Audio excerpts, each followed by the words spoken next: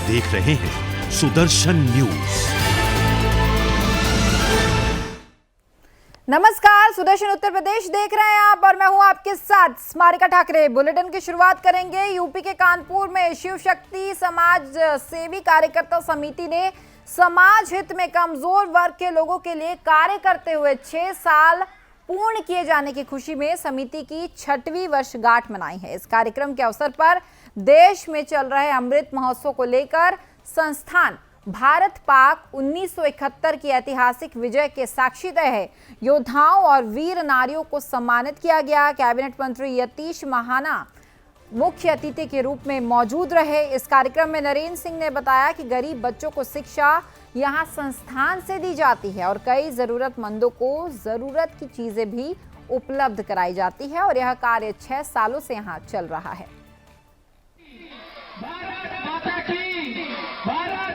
मैं यहाँ पर आज एक सामूहिक सामाजिक कार्यक्रम है हमारे बच्चों के द्वारा जो शिक्षा के लिए काम उस जरूरतमंद बच्चे के लिए किया जा रहा है, उन बच्चों के लिए किया जा रहा है, तो उनको खुद नहीं लगवाना चाहिए ना, अपने लोगों को भी मना करनी चाहिए कि नहीं लगवाएं। उनके इस बात को किसी ने भी नहीं माना क्योंकि लोगों को पता है कि झूठ बोल रहे हैं। पूरी दुनिया आज वैक्सीनेशन की और आज सबने लगवाई है। आज इस देश में 170 करोड़ के लगभग वैक्सीन लग चुकी हैं। आज शिव शक्ति समाज सेवी कार्यकर्ता समिति के द्वारा बर्रा बिजनंग आई ब्लॉक में यह 6वां वर्षगांठ समिति का मनाया जा रहा है। समिति शिक्षा बेस पे कार्य करती है। हमारे समाज में रह रहे निम्न वर्ग के कमजोर वर्ग के बच्चों की शिक्षा के लिए समिति इनको निःशुल्क शिक्षा प्रोवाइड कराती है। आज समिति इन बच्चों के लिए सांस्कृतिक कार्यक्रम रखा गया है 6वें वर्षगांठ पर, जिसमें समिति लगातार समाज के निम्न वर्ग के बच्चों को आगे बढ़ाने का कार्य कर रही है। तो वहीं यूपी के मथुरा में जिला मथुरा छाता विधानसभा क्षेत्र में आम आदमी पार्टी के विधायक प्रत्याशी के समर्थक में सचिव रानू नगर के ने घर घर जाकर वोट मांगे हैं। आम आदमी पार्टी प्रत्याशी प्रहलाद चौधरी के साथ साथ मथुरा से आम आदमी पार्टी की सचिव रानू निगम ने डोर टू डोर लोगों से जनसंपर्क भी किया, जिसमें उन्हें हर एक जाति वर्ग की महिलाओं, बुजुर्गों और युवाओं का खूब समर्थन मिला। इस क्षेत्र में पार्टी की पकड़ लगातार मजबूत हो रही है। जनसंपर्क के दौरान सैकड़ों युवाओं ने अपना समर्थन भी दिया। आप पार्टी पहली बार छाता विधानसभा से चुनाव लड़ रही है, इसलिए इस बार मुकाबला त्रिकोणीय माना जा रहा है। क्या अरविंद केजरीवाल जी की जो गारंटी कार्ड आप लोगों के बीच में लेके आया हूं, तो मैं बताना चाहता हूं आप लोगों को कि जितनी पार्टी है सब लेने वाली पार्टी है। हिंदुस्तान के अंदर, भारत देश के अंदर अगर पार्टी है तो एक आम आदमी पार्टी है जो देने वाली है, बाकी सारी पार्टी लेने वाली है। कोई मजहब पे लड़ रही है, कोई मंदिर पे लड़ रही है, कोई मस्जिद पे लड़ रही है। हमारी आम आदमी पार्टी एक ऐसी पार्टी है जो सिर्फ और सिर्फ विकास।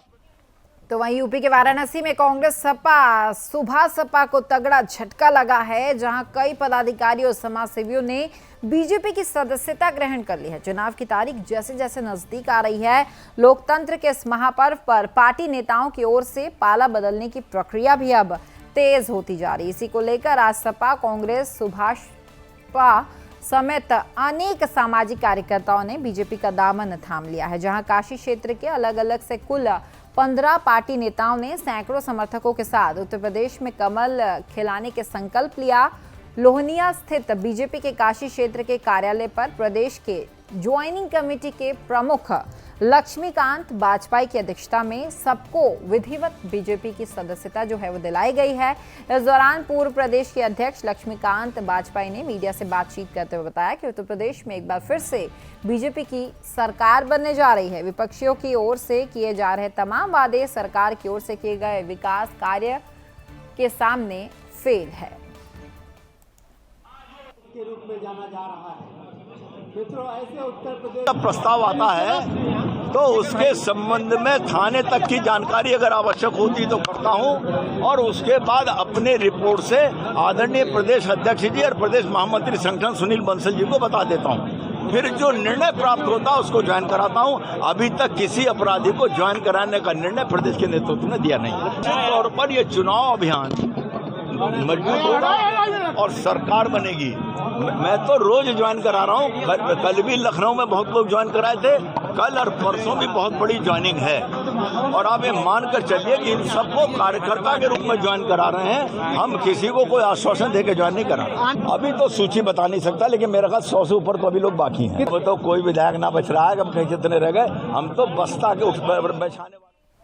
तो वहीं प्रयागराज में रेती पर लगे माघ मेले में मौनी अमावस्या स्नान पर्व से पहले चीफ सेक्रेटरी दुर्गा शंकर मिश्रा और अपर मुख्य सचिव अवनीश अवस्थी ने मेला क्षेत्र का भ्रमण किया। इस दौरान घाटों के साथ साथ तमाम साधु संतों के शिविरों का भी निरीक्षण किया गया। अधिकारियों ने मौनी अमावस्या स्नान पर्व पर भारी भीड़ आने के अनुमान को देखते हुए शिविरों के साथ ही घाटों पर जरूरी इंतजामात जो थे वो करने के निर्देश दिए। कोविड के खतरे को देखते हुए घाटों के क्षेत्रफल बढ़ाने के निर्देश भी उनके द्वारा दिए गए।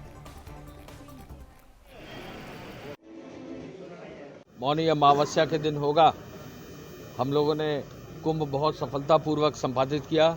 माघ मेला भी पिछले साल बहुत अच्छे से संपादित हुआ है, इस साल भी बहुत अच्छे से संपादित होगा।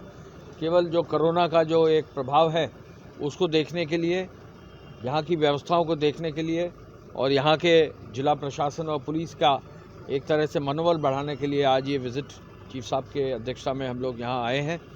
हमने जगह जगह जाकर लोगों से बात की है। जितने लोगों से मैंने पूछा वो सभी जो है डबल डोज लिए हुए थे। आगामी चुनाव 2022 के मद्देनजर जनपद बरेली में डिप्टी सीएम केशव प्रसाद मौर्य ने दौरा किया। इस दौरान उन्होंने सिविल लाइन स्थित बीजेपी कार्यालय में एक प्रेस वार्ता को संबोधित करते हुए कहा कि जिस तरह बीजेपी सरकार ने पिछले साल 2017 में 300 से अधिक सीटें जीतकर सरकार बनाई, उसी तरह अब 2022 के विधानसभा चुनाव में 300 से अधिक सीटें जीतकर एक बार फिर से बीजेपी सरकार कमल खिलाएगी। आगे उन्होंने कहा कि उनकी सरकार ने गन्ना किसानों का 16,000 करोड़ रुपए का भुगतान किया था। सपा शासन में जहां बीजेपी के तारुफ पर आम जनता कपड़े सुखाती थी, बिजली की आंख मिचौली का खेल खेला करती थी, तो वहीं अब बीजेपी की सरकार में 24 घंटे बिजली सप्लाई जो है वो बीजेपी के द्वारा दी जा रही है। आप भरोसा रखिए, यह दोस्ती 10 मार्च के बाद कहीं दुश्मनी में न बदल जाए, मुझे तो इस बात की हमने बच्चों के बारे में कहा जिसने पीटा है उनके खिलाफ कार्रवाई की, जांच कर रहे हैं, लेकिन बच्चे हमारे अपने हैं, हमारे परिवार के सदस्य हैं, उनकी हर प्रकार से चिंता की जाएगी। और जो बच्चों की आड़ में उपद्रव करने वाले सपाई होंगे, बसपाई होंगे, कांग्रेसी होंगे, जिन्होंने सोचा कि आचार संहिता लगी है, इस समय उपद्रव करके माहौल खराब करेंगे, उनकी जांच करके उनके खिलाफ कठोर से। तो वहीं यूपी के चंदौली में विधानसभा चुनाव को देखते हुए सीआरपीएफ की टीम के साथ साथ पुलिस ने फ्लैग मार्च किया है, जहां सीओ चकिया रामवीर सिंह और शाहबाजगंज कोतवाल मनोज कुमार के नेतृत्व में सीआरपीएफ फोर्स के साथ शाहबाजगंज के एरिया में डोमिनेशन फ्लैग मार्च जो है वो किया गया। जनपद चंदौली में 7 मार्च को विधानसभा चुनाव होने हैं। इसी के मद्देनजर एसपी अंकुर अग्रवाल के निर्देश पर पुलिस द्वारा लगातार क्षेत्रों में शांति व्यवस्था और कानून व्यवस्था बनाए रखने की अपील जो है वो लगातार की जा रही है और इसी के साथ निष्पक्ष और शांतिपूर्ण तरीके से चुनाव संपन्न कराने के लिए फ्लैग मार्च भी किया जा रहा है। आज थाना साहबगंज जनपद चंदौली हमको एक सीआरपीएफ की कंपनी मिली थी जो एरिया डोमिनेशन करने के लिए, जो हमारे सेंसिटिव क्रिटिकल पर्नेबल जो गांव हैं उन गांवों में हमने 1 दर्जन गांवों में शांतिपूर्वक भ्रमण किया और आम जनता से निर्भीक होकर के, निडर होकर के अपना मत का प्रयोग करें। ये जब तक चलेगा, जब तक हम पर फोर्स मिली है, जब तक चलता ही रहेगा। कल बबरी का है, कल चकिया का था और परसों इलिया का होगा। सर्किल वाइज चल रहा है ये लगातार जब तक चुनाव 7 मार्च तक चलता रहे। तो फिलहाल इस बुलेटिन में इतना ही। प्रदेश की सभी खबरों के लिए आप देखते रहिए सुदर्शन उत्तर प्रदेश। नमस्कार।